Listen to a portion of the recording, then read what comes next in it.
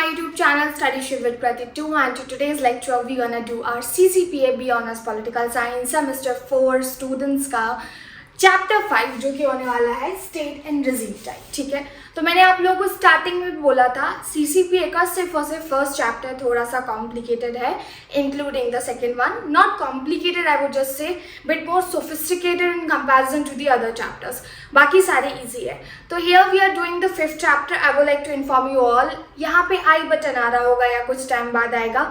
Please do check out the playlist of entire CCPA paper, that is comparative politics.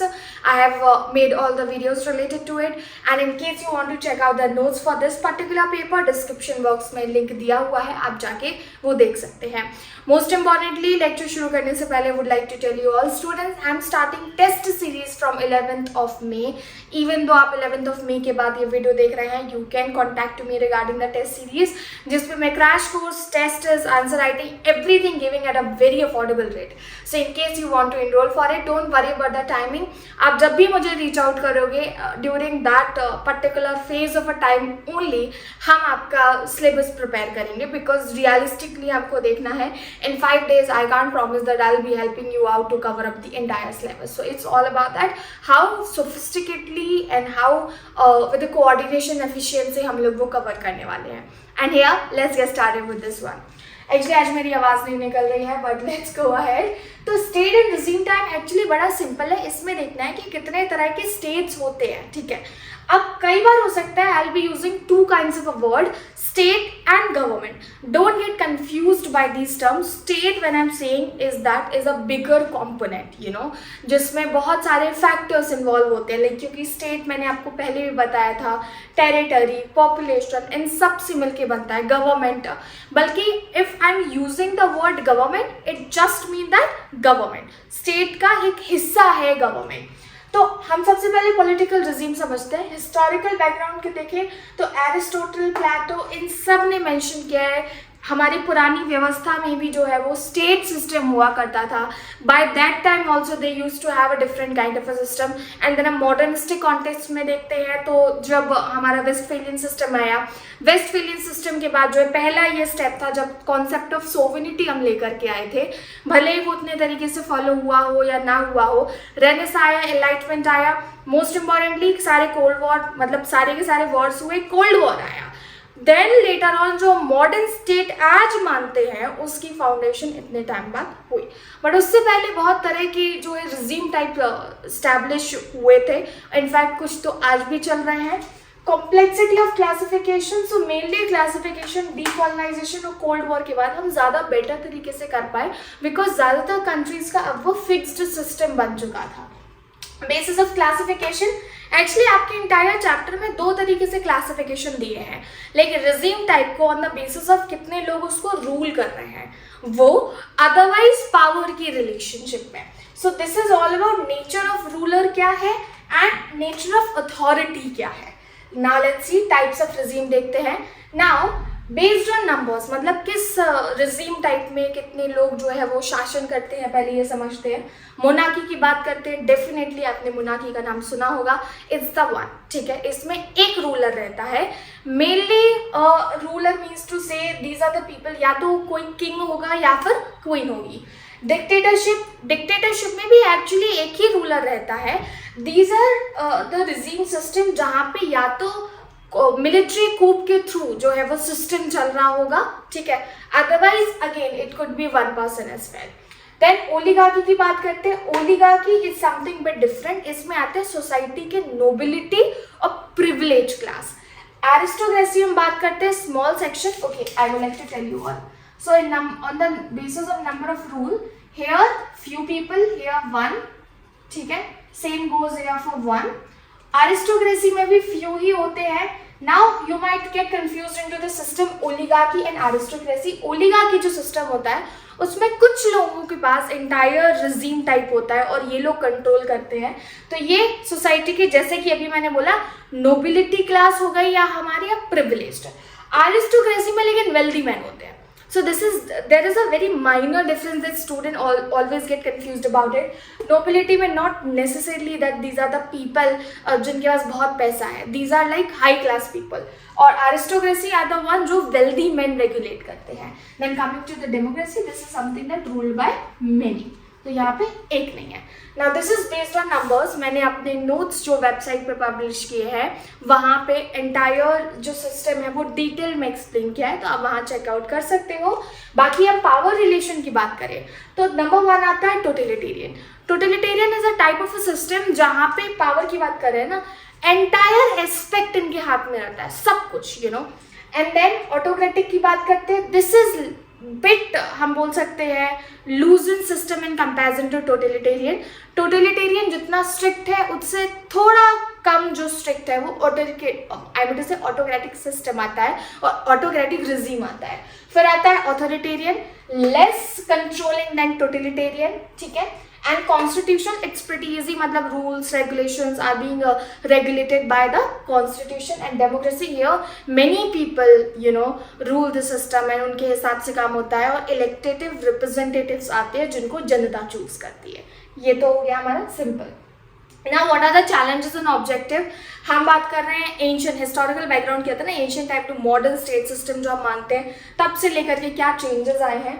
So there are, you know, इन सभी characteristics पे अगर हम देखेंगे different regime type है, कुछ ना कुछ सबके फायदे नुकसान सब कुछ है. And importance for better governance is something that led us to जो हमारा एंशियंट सिस्टम था to the modern state system that we follow currently. आप एक एक करके इन सभी रिजीम टाइप को जो है वो समझ लेते हैं. मैंने इन्फॉर्मेशन एक्चुअली हमारे लेक्चर में ज़्यादा नहीं दी है और नोट्स में मैंने ऐड किया है, बट बोर्ड पे कम लिखा हुआ है.